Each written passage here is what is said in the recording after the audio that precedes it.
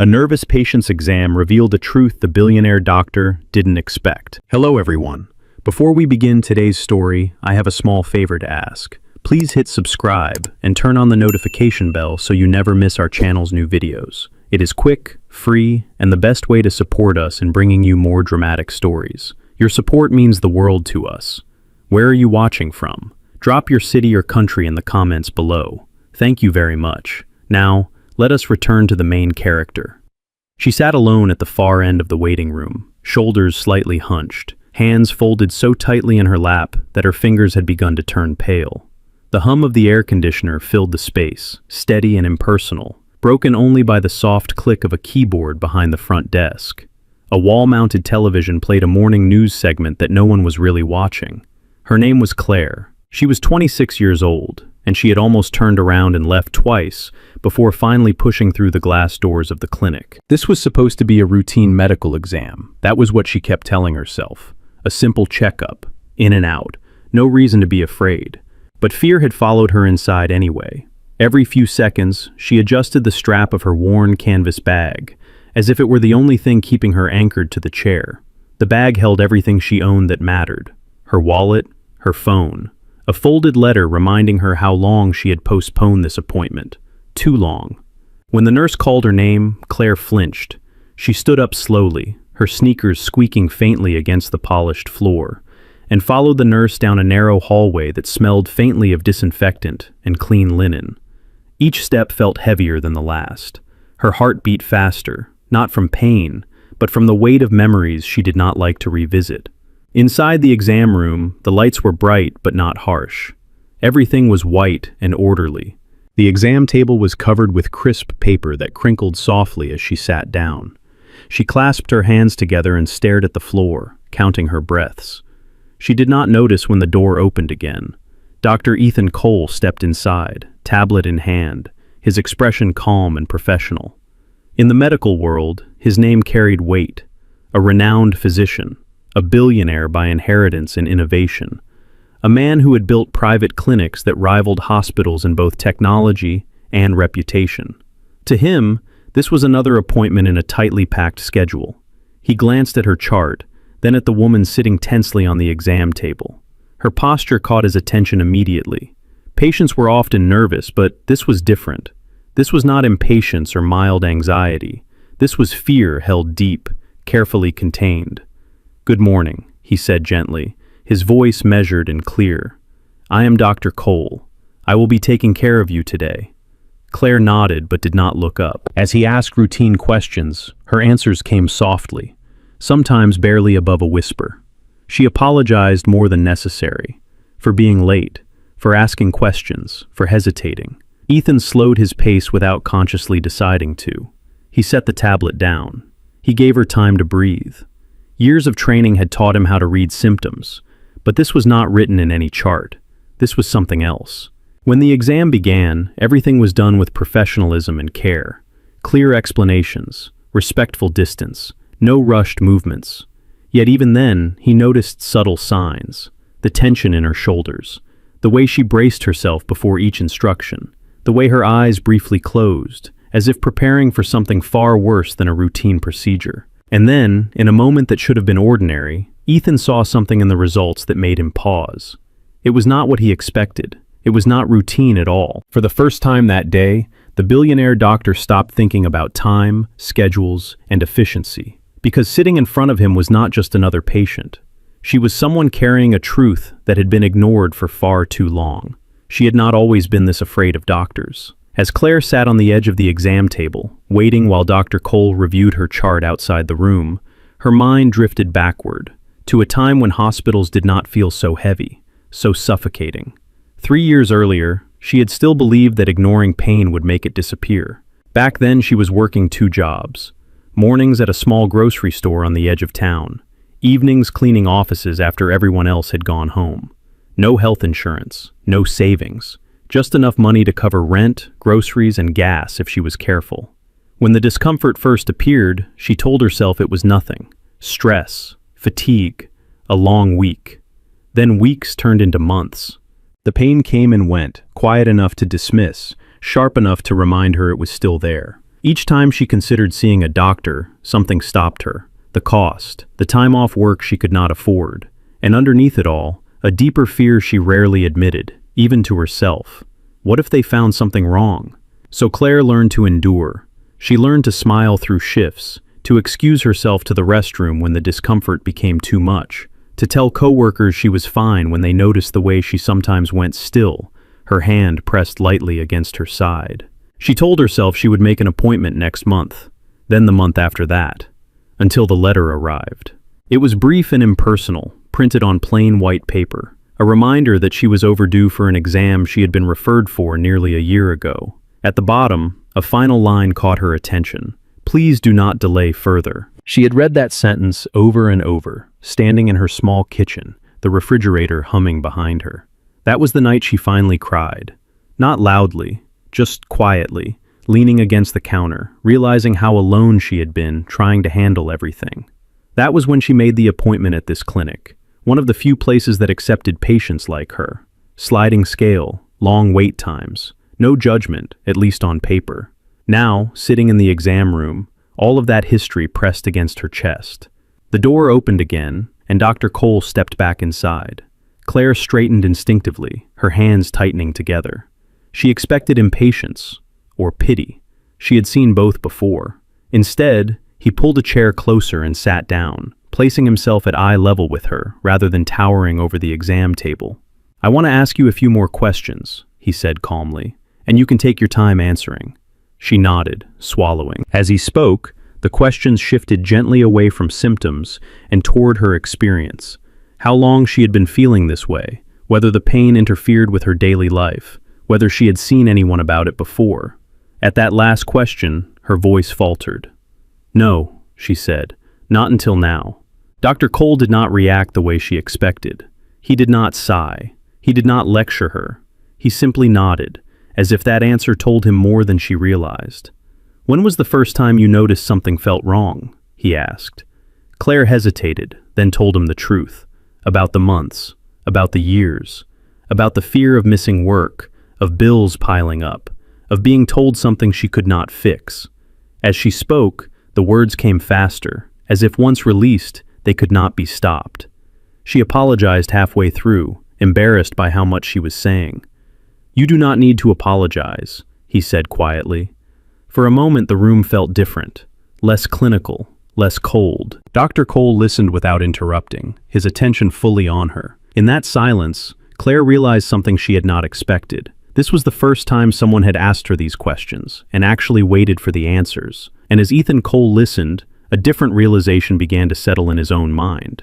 This was not just a delayed exam. This was a pattern of fear, neglect, and survival that had allowed a serious problem to hide in plain sight. And whatever the results showed, one thing was already clear. Claire had not failed to take care of herself. She had simply never been given the chance. Dr. Cole stood near the counter, reviewing the information he had just entered, but his attention kept drifting back to the woman sitting quietly on the exam table. Claire's shoulders were still tense, but there was a subtle change now. She was no longer bracing herself for impact. She was waiting. Years of medical training had taught Ethan Cole how to separate emotion from diagnosis. It was a skill that had helped him build an extraordinary career. Precision, distance, efficiency. Those principles had made him one of the most respected physicians in the country, and eventually one of the wealthiest. But something about this case refused to stay neatly contained. "Before we continue," he said, turning back toward her, "I want to explain exactly what we are doing and why. Nothing will happen without you understanding it first." Claire nodded again, her fingers loosening slightly in her lap. As he spoke, his voice was steady and unhurried. He explained each step of the exam in plain language, avoiding jargon, watching her face for any sign of confusion or fear. When she hesitated, he paused. When she asked a question, he answered it fully, without rushing her along. This was not how he usually worked. Normally, his days were segmented into tight blocks of time. Appointments stacked back to back. Decisions made quickly, confidently. Patients trusted him because he was decisive. But with Claire, decisiveness felt like the wrong approach. She needed clarity more than speed. As the examination continued, Ethan noticed details that did not appear in the chart. The way she tensed before certain movements. The slight wince she tried to hide. the instinctive apology whenever she thought she was taking too long. "I am sorry," she said again at one point, her voice small. "I know I am probably making this more complicated than it needs to be." He met her eyes calmly. "You are not," he said, "and you are not doing anything wrong." The words landed more heavily than he expected. For a brief moment, Claire froze, as if she were unsure how to respond to kindness that did not come with conditions. Then her shoulders sagged, just a little, as if something she had been holding up for years finally allowed itself to rest. When the exam concluded, Ethan stepped back, his expression thoughtful. "I need to review your results more carefully," he said. "There are a few things I want to look at in more detail." Her breath caught. "Is it bad?" she asked. "It is too early to say," he replied honestly. "But I want to be thorough. That is important." He left the room quietly, closing the door behind him. In the hallway, the clinic moved on as usual. Phones rang, nurses passed by with charts and trays. Somewhere down the corridor, a printer hummed steadily. Ethan leaned against the counter and studied the data on his tablet. The numbers did not align the way they should have. Certain markers were elevated, others suppressed. Not alarming on their own, but together they formed a pattern he had seen before. A pattern that often went unnoticed when patients delayed care for too long. He felt a familiar tightening in his chest. Not fear, responsibility. This was the part of medicine that had first drawn him in, long before wealth and recognition entered the picture. The moment when knowledge mattered, when attention could change the course of someone's life. And yet, somewhere along the way, he had started to forget that. Ethan glanced at the clock. He was already behind schedule. 2 patients waiting. A meeting later that afternoon he could not easily reschedule. Still, he did not move. Inside the exam room, Claire sat alone again, staring at the closed door. Her mind raced through worst-case scenarios, each one heavier than the last. She thought of her jobs, her small apartment, the careful balance she maintained every month just to stay afloat. She told herself not to panic. She told herself she had done the right thing by coming. When the door finally opened, Dr. Cole returned, his demeanor unchanged, but his eyes more focused than before. He pulled the chair back into place and sat down. "Claire," he said gently, "there is something I want to discuss with you." Her heart pounded, but she met his gaze. In that moment, both of them understood something important. This appointment was no longer just a routine exam. It was the beginning of a conversation that could not be rushed. Dr. Cole did not speak right away. He allowed the silence to settle between them, not as an absence, but as space. Claire noticed it immediately. Most people rush to fill quiet moments, especially when delivering serious information. He did not. He adjusted the tablet in his hands and looked at her, not at the screen. "I want to be very clear," he said. "What I am seeing does not mean something terrible has already happened, but it does mean we need to take this seriously." Claire nodded slowly. Her pulse thudded in her ears, but his tone anchored her. He explained the results carefully, step by step, translating numbers into meaning. He told her what was within normal range. He told her what was not. He told her what could be managed, and what needed attention sooner rather than later. He did not dramatize. He did not minimize. "This is something that often develops quietly," he said, "especially in people who have been under prolonged stress or who delay care. It does not announce itself loudly at first." Claire listened, her hands resting flat on her thighs now instead of clenched together. Fear still hovered, but it no longer felt wild. It had shape. "So, what happens next?" she asked. "That depends on you," he replied. "There are additional tests I would recommend. Imaging, blood work, nothing invasive today. We go at your pace." Her breath released in a slow exhale she did not realize she had been holding. She hesitated, then asked the question that had been pressing against her chest since the beginning. "And the cost?" Ethan paused, just briefly. "Let us focus on your health first," he said. "We will talk about logistics. I promise you will not be left guessing." Something in his response unsettled her in a way she could not immediately name. It was not suspicion. It was unfamiliar relief. He stood and explained what would happen next, then left the room to arrange the necessary steps. Claire was escorted down the hall to a diagnostics area, where a technician prepared her for the first set of tests. Everything was explained again. Consent forms were read aloud. Questions were encouraged. She kept waiting for the moment when someone would become impatient, when she would be treated like a problem instead of a person. It did not come. When she was brought back to the exam room, Dr. Cole was waiting.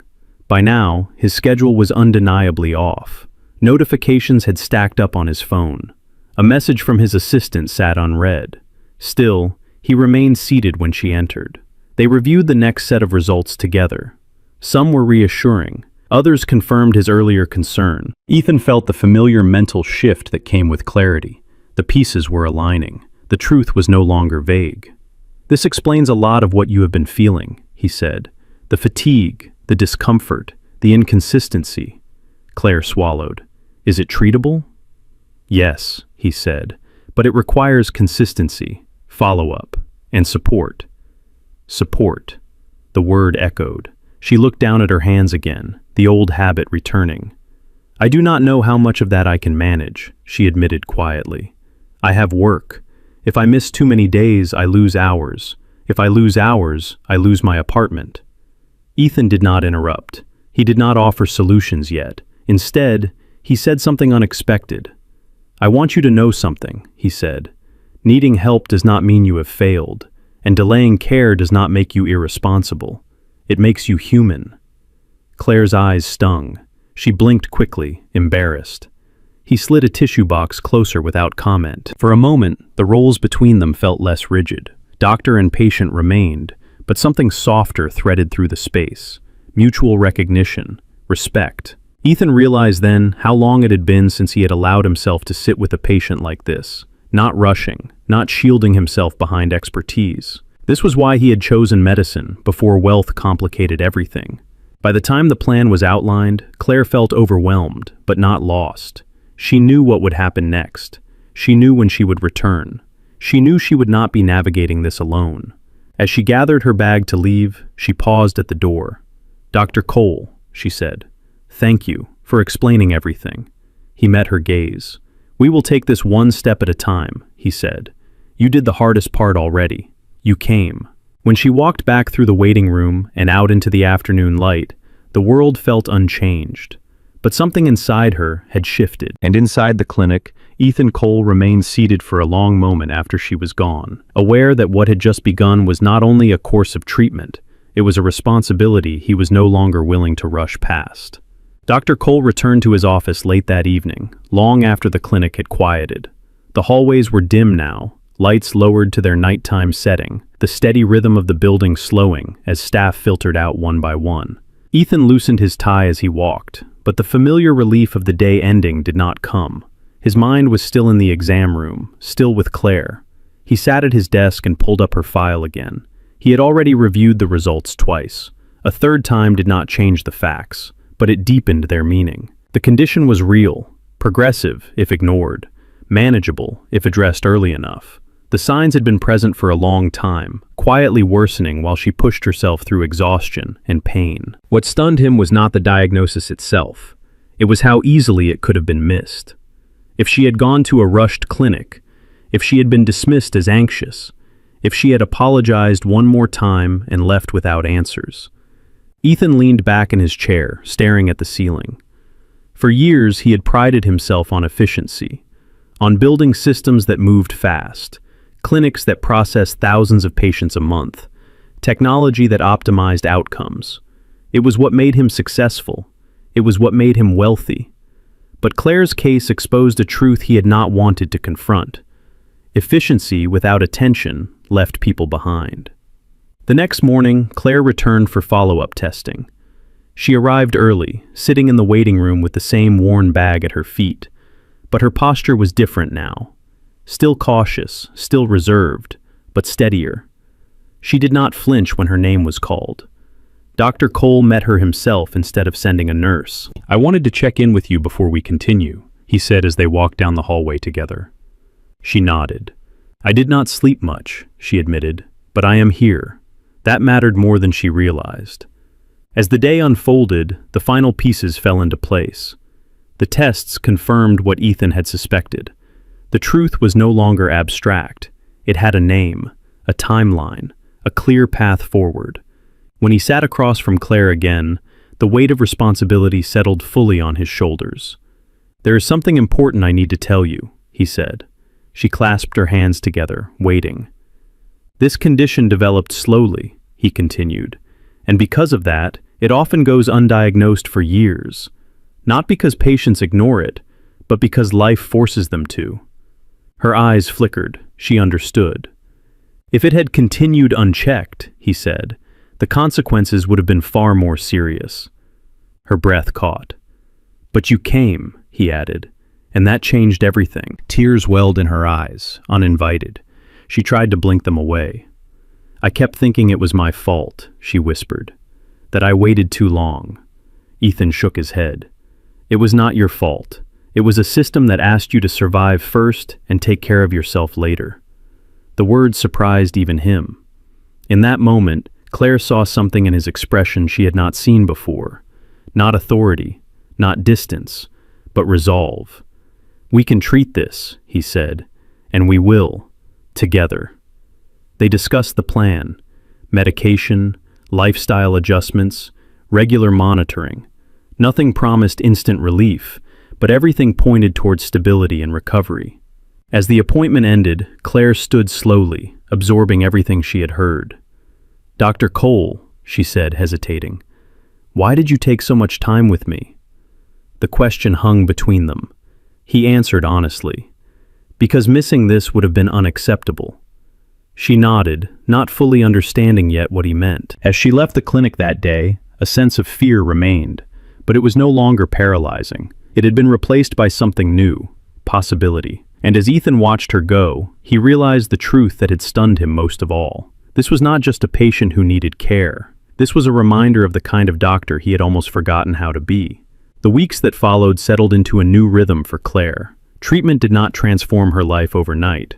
There were days when the medication left her tired, days when follow-up appointments conflicted with work shifts she could not easily give up. But there was also something she had not felt in a long time: stability. Every visit to the clinic followed the same pattern: clear explanations, no rushing, no assumptions. Dr. Cole remained consistent, not just in his care, but in his presence. He remembered details she did not expect him to remember: which shifts were hardest on her body, how long her commute was, the way she tended to minimize her symptoms before finally admitting the truth.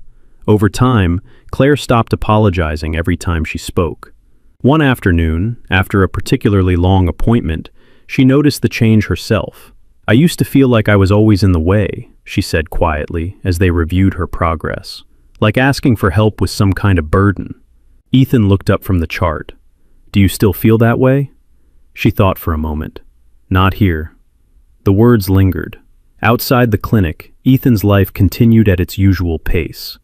Board meetings, expansion proposals, invitations he declined more often than he accepted. The world still saw him as a billionaire physician who had mastered both medicine and business. But inside the clinic, something had shifted.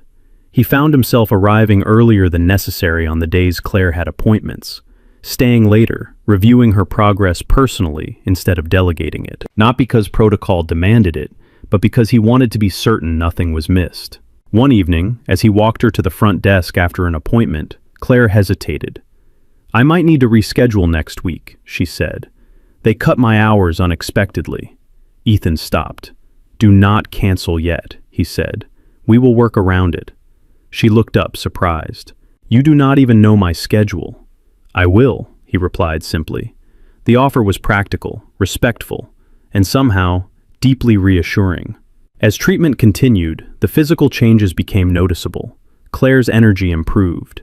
The pain that had once dictated her days dulled into something manageable. She laughed more easily, spoke more confidently. Healing, she learned, was not just about the body. During one visit, Ethan paused as he reviewed her latest results. These are good, he said. Better than I expected at this stage. Her eyes widened. Really? Yes, he said. You were doing everything right. The affirmation caught her off guard. She smiled, a small, genuine smile that reached her eyes. That night, after the clinic closed, Ethan sat alone in his office again. But this time, the quiet felt different, less heavy, more reflective. He thought about the systems he had built, the speed he had once valued above all else, and how easily Claire could have been overlooked in that model. He realized something that unsettled him. He did not just care about her recovery. He cared about her, not in a way that crossed boundaries, not in a way that confused roles, but in a way that made him invested in her future beyond lab results and treatment plans. And that realization forced him to confront a deeper truth. Medicine, at its best, was not only about curing illness, it was about restoring trust. As Claire left the clinic that evening, she paused outside the glass doors, feeling the cool air against her face. For the first time since this journey began, she allowed herself to imagine a future that was not defined by fear. Inside, Ethan watched from the hallway as she walked away, knowing that whatever came next, neither of them would be unchanged by this process. Healing was happening, and it was reaching further than either of them had expected. The first real tension appeared quietly. It did not come from Claire's health. Her progress continued, steady and encouraging. It came from everything around them that could not slow down the way the clinic room did. One afternoon, Claire arrived later than usual. Her hair was pulled back hastily, her expression tight. "I almost did not make it," she admitted as she sat down. "My manager switched my shift last minute."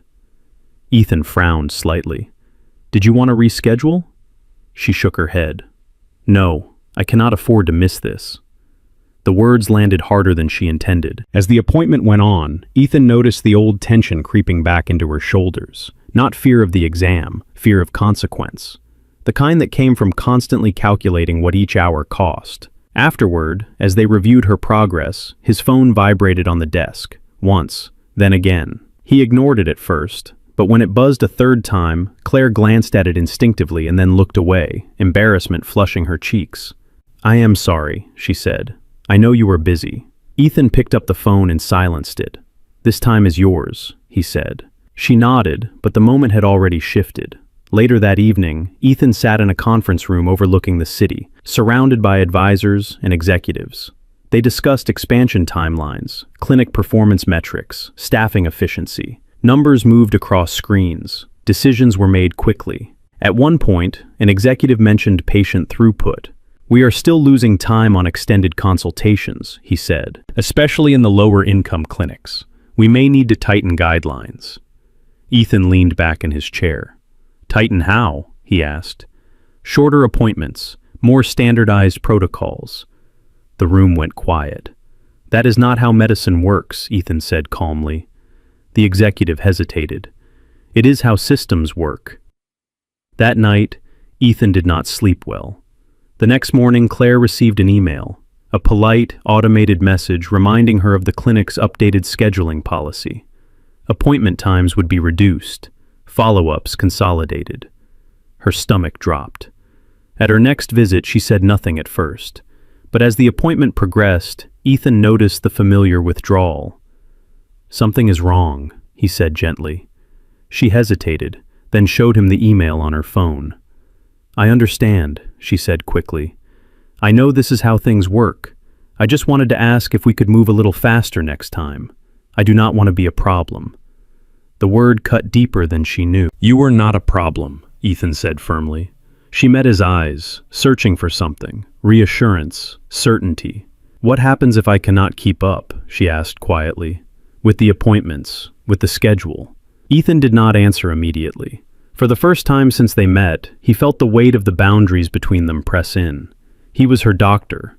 He was also the man responsible for the policies that frightened her. "I will not let your care suffer," he said carefully. But even as he spoke, he knew the truth. Good intentions were not enough. As Claire left the clinic that day, the confidence she had built wavered.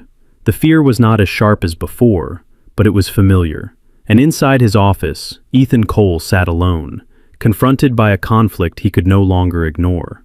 He could continue protecting patients like Claire one appointment at a time, or he could confront the system he had helped create. Either way, something would have to change, because healing could not exist in isolation, not anymore. Ethan Cole did not make a public announcement. He did not call a press conference or send out a company-wide email filled with polished language.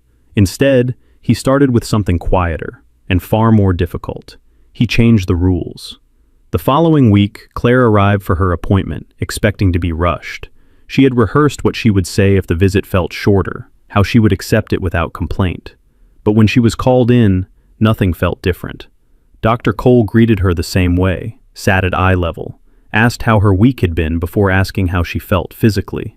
When she hesitated while answering, he waited. Halfway through the visit, she finally spoke up. "I thought appointment times were being reduced," she said carefully. "I did not want to assume, but I was preparing for that." Ethan nodded. "They were, temporarily." Her brow furrowed. "Temporarily?" "I requested an exception," he said, "for patients whose care requires continuity." She looked at him, unsure what to say. "Is that allowed?" He met her gaze evenly. "It is now." Behind the scenes, the change had not been simple. Ethan had spent hours in meetings pushing back against the same arguments he had once accepted without question. Efficiency, cost, optimization. He did not dismiss them, but he reframed them. "Shortening care does not reduce cost," he told his board. "It transfers it to emergency rooms, to long-term disability, to lives interrupted." Some resisted, others listened. He introduced a pilot program, extended care tracks for patients managing chronic conditions, flexible scheduling, integrated follow-ups. No public credit attached to his name. What mattered was that it worked. Claire felt the difference almost immediately, not just in her treatment plan, but in how she moved through her days. Knowing she would not be penalized for needing time allowed her to breathe more freely. She coordinated shifts with appointments instead of choosing one over the other. Her body continued to respond to treatment. Her lab results stabilized.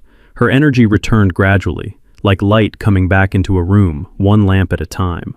One afternoon, after reviewing her progress, Ethan leaned back slightly and smiled.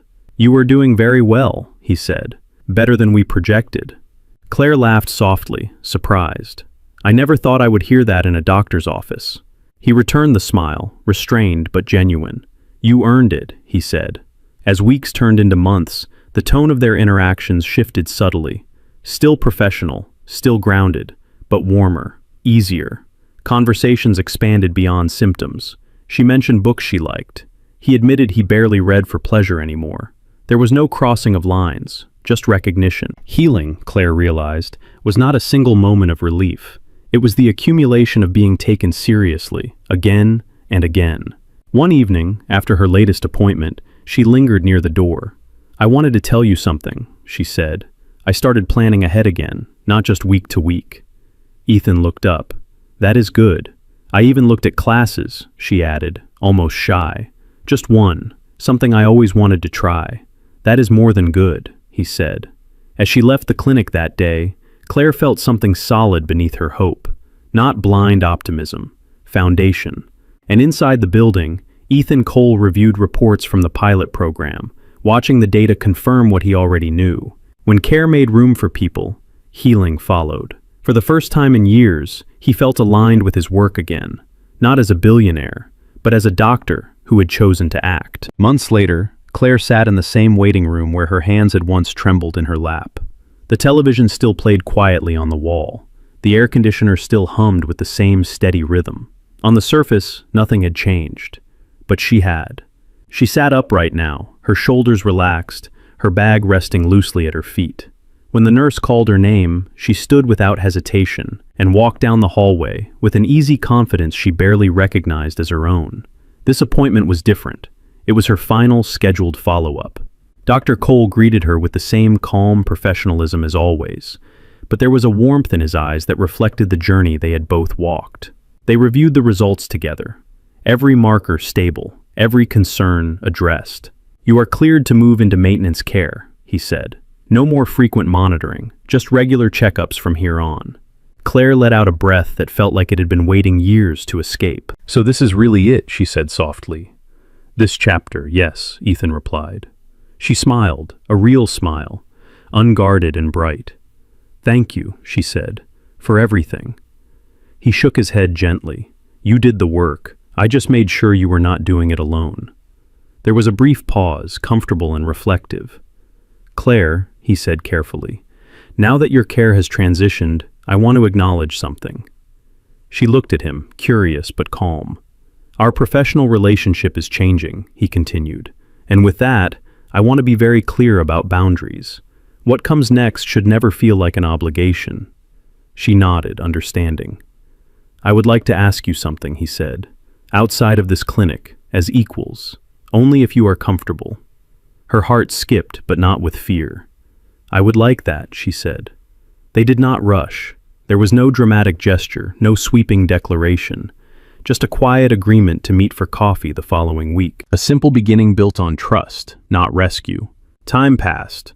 Claire continued to grow stronger, not just physically, but in how she carried herself through the world. She took the class she had once been afraid to imagine. She adjusted her work schedule with confidence instead of apology. She planned months ahead instead of days.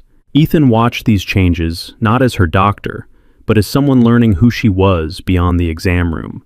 And in turn, Claire saw him differently too. Not as a distant figure of authority, not as a billionaire defined by wealth, but as a man who had chosen to listen when it mattered most. One evening, as they walked together after dinner, Claire stopped and looked at him. "You know," she said, "I used to think healing meant going back to who I was before everything went wrong." Ethan waited. "Now I think it means becoming someone new," she continued. "Someone who knows they deserve care." He smiled. "I think you are right." In the months that followed, the pilot program Ethan had created expanded beyond the clinic. Other physicians adopted it. Other patients found space where there had once been pressure. The impact reached further than any single success story. And late one night, as Ethan and Claire sat together in quiet conversation, he realized something that surprised him. The truth he had not expected during that first exam was not only a diagnosis, it was a reminder that healing is not a transaction, that love grows where dignity is protected, and that sometimes changing one life begins by slowing down long enough to truly see it. Claire had come to the clinic seeking answers. They had both left with something far greater, a future built on trust, care, and the courage to choose humanity first.